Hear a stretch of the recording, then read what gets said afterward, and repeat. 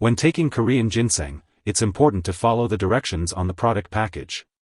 The dosage will depend on the condition and the type of ginseng being used. If you have any questions, it's best to consult with your doctor or pharmacist. It's recommended not to take ginseng near bedtime, as it may cause trouble sleeping. It's important not to use ginseng for long periods of time. Asian ginseng should not be used for more than 3 months at a time, Siberian ginseng for more than 2 months, and American ginseng for up to 1 month. If your condition lasts or gets worse, it's important to seek medical help right away. When taking Korean ginseng, some common side effects may include trouble sleeping, headache, upset stomach, and menstrual problems. It may also cause dizziness and changes in blood pressure. If you experience serious side effects such as fast or irregular heartbeat, seek medical attention immediately. Although rare, a serious allergic reaction may occur, indicated by symptoms such as rash, swelling, severe dizziness, or trouble breathing. If you notice any other effects, contact your doctor or pharmacist.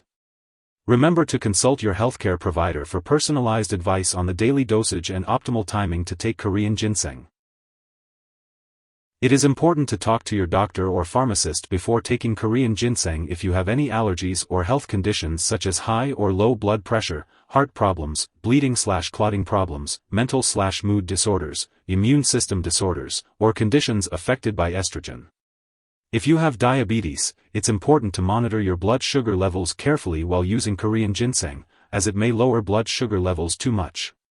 Liquid forms of Korean ginseng may contain sugar and/or alcohol, so it's important to use caution if you have diabetes, alcohol dependence, or liver disease. Korean ginseng may also make you dizzy or drowsy, so it's important to avoid driving or using machinery until you can do so safely.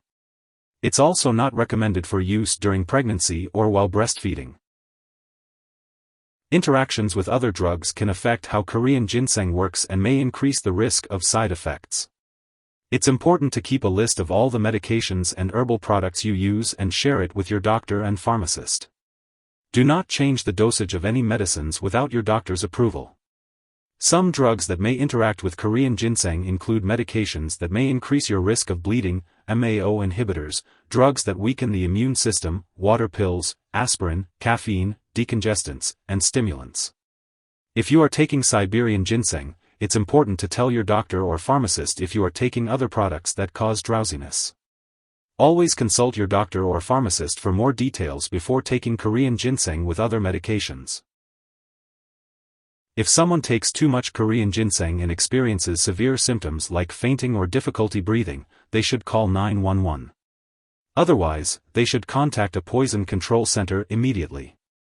In the US, residents can call 1-800-222-1222, and in Canada, residents can call their provincial poison control center. Make sure to keep all your medical and lab appointments.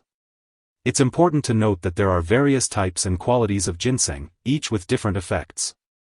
Be sure to read the product label carefully and consult with your doctor or pharmacist for more information. If you forget to take a dose of Korean ginseng, take it as soon as you remember. If it's almost time for your next dose, then just skip the one you missed. Take your next dose at the usual time and do not take a double dose to make up for the missed one. When it comes to storing Korean ginseng, it's important to follow the storage information printed on the package.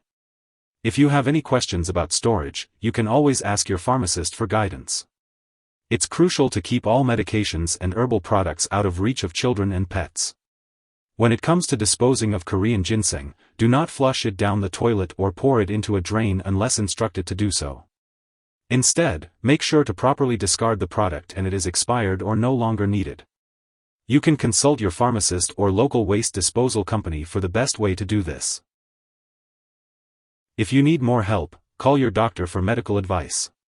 In the US, you call FDA, 1-800-FDA-1088. In Canada, you may call Health Canada, 1-866-234-2345.